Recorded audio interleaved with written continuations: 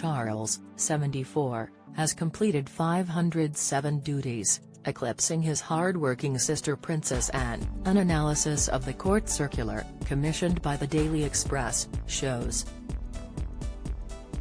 Anne, 72, who had more engagements than her brother in 2021, completed 463 this year. However, she worked for more days in 2022. As the royal family returned to a more typical working pattern after 2 years of COVID disruption, she was on duty for 185 days, compared with Charles' 163. Sophie, Countess of Wessex, 57, completed 290 duties, 132 of them abroad. Husband, Prince Edward, 58, made 272. William, 40, the Prince of Wales, took on 205. That is 10% less than last year, when his tally was boosted by phone calls to NHS executives and workers, and a 5% fall on 2019. Overall engagements were up 29%. But even after excluding members who quit, that is 11% down compared with 2019. The number of working royals has been cut from 16 to 11 since 2019, although Queen Elizabeth was a 12th for much of 2022. Many are past their official retirement, the average age this year is 67. 5. Canadian royal journalist Patricia Treble, who compiled the research, said, "The death of Queen Elizabeth makes 2022 a year unlike any in the modern history of the House of Windsor." Yet, look at just the work data, and one can certainly see that a sense of normality is returning to royal work life after 2 years of serious disruptions due to the pandemic. Of the 2,667 engagements made by 12 royals, 2,524, 95%, were in person, 48 by phone and 95 by video. The late Queen made 10 by phone and 49 by video.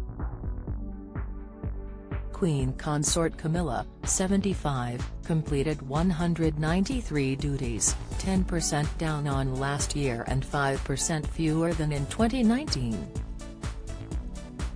4 out of the 5 royals with the biggest increases in engagements are women.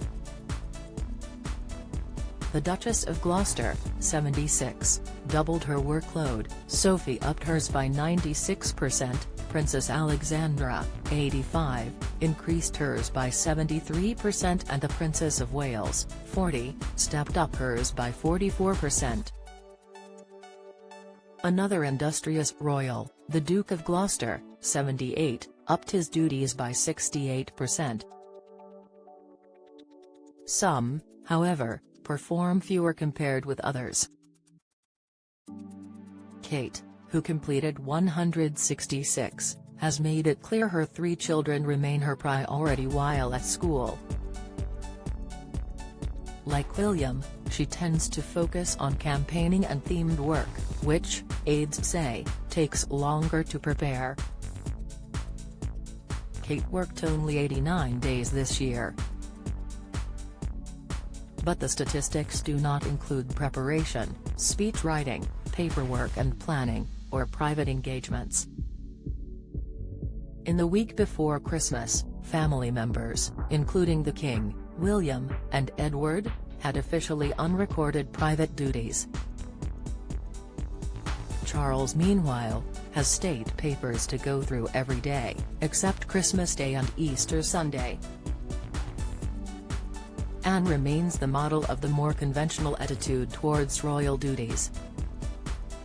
Although not officially a working royal, her husband, Vice Admiral Sir Tim Lawrence, 67, accompanied her to 27% of her visits this year, compared with 9% in 2019. Analysis by Leo McKinstry, Daily Express columnist. A momentous year in the history of the British monarchy is drawing to a close.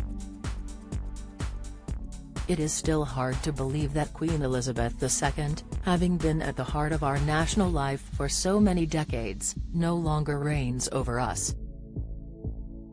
But amid the sorrow at her passing, what also emerged from the memorable period of mourning in September was the undoubted suitability of Charles III to be our new sovereign.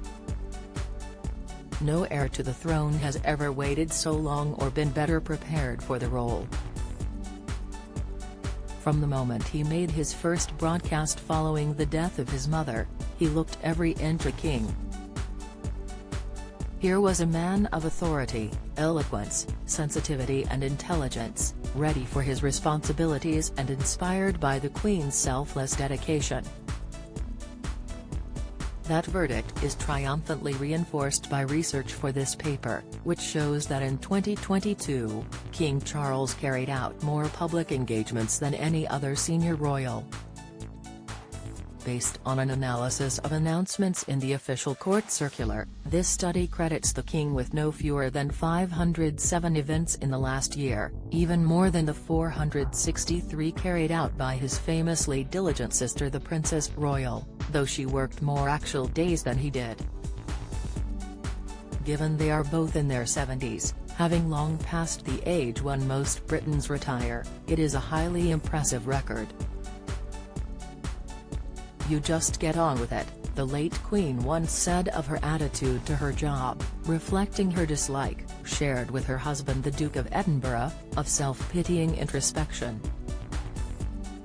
Charles himself has inherited much of that work ethic.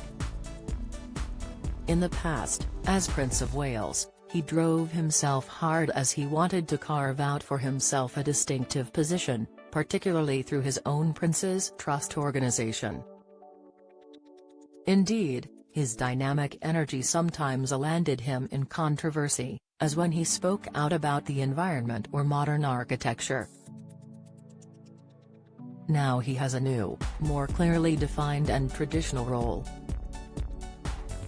He brings to it, however, the same inquiring mind, natural charm and warm enthusiasm that has always characterized his performance of his duties. In these first months of his reign, his energy and dignity have been obvious, whether presiding over a state banquet at Buckingham Palace for the South African president, or holding an audience with his new Prime Minister Rishi Sunak, or dancing with Holocaust survivors. His capacity for this work, supported by his Queen consort, is the best possible riposte to the tiresome antics of the Duke and Duchess of Sussex, who wanted all the privileges of royalty without the sacrifices. In classical language, they sought the palm without the dust. Now, having fled to their multi-million-pound lair on the other side of the Atlantic, they indulge in attacks on their family, their fury made all the deeper by the House of Windsor's refusal to engage with their tedious litany of invented grievances. Instead, to the relief of the British public, the royals carried on with the honourable routine of service that the two narcissists found so unbearable.